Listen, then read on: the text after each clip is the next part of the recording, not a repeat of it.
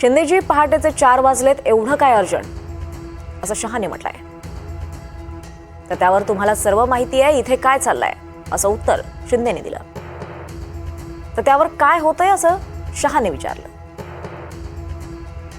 तर मला आणि माझ्या लोकांना भ्रष्ट करण्याचा प्रयत्न उघडपणे सुरू आहे, असा आरोप शिंदेंनी केला. तर हे कसं होऊ शकतो, मी देवेंद्रशी बोलतो, असं उत्तर शहाने दिलं. यावर तर मला दाबण्याचा, संपवण्याचा आटोकाट प्रयत्न केला जातोय. तुमच्या भरवशावर आम्ही तुमच्यासोबत आलो. निवडणुकीनंतरही मीच मुख्यमंत्री राहीन असं वचन दिलं होतं, असं उत्तर शिंदेंनी दिलं. तर आमचे 125 लोक निवडून आले, मग तुम्ही दावा कसा करता, असं शहाने विचारलं.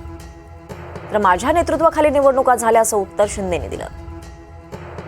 नाही, मोदीजींच्या चेहऱ्यावर निवडणूक झाली. तुला काय हवं ते सांग, मी प्रयत्न करेन, असं शहाने म्हटल्याचं दिसतंय. तर त्यांनी मुख्यमंत्री असं सरळ उत्तर दिलं. बघ भाऊ, हे योग्य नाही, आता होऊ शकत नाही. मुख्यमंत्री हा पक्षाचाच असेल, असं शहाने म्हटलं. तर त्यावर मी काय करू, असा प्रश्न शिंदेंनी केला. तर तुम्ही भाजपमध्ये विलीन व्हा, त्यानंतरच मुख्यमंत्री पदावर तुमचा दावा कायम राहील.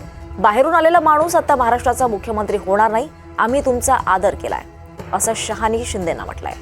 मग आमच्या पक्षाचं काय, असा सवाल शिंदेंनी केला. ते आमच्यावर सोडा, आम्हीच तो पक्ष तयार केलाय, काळजी करू नका, असं आश्वासन शहाने दिलं.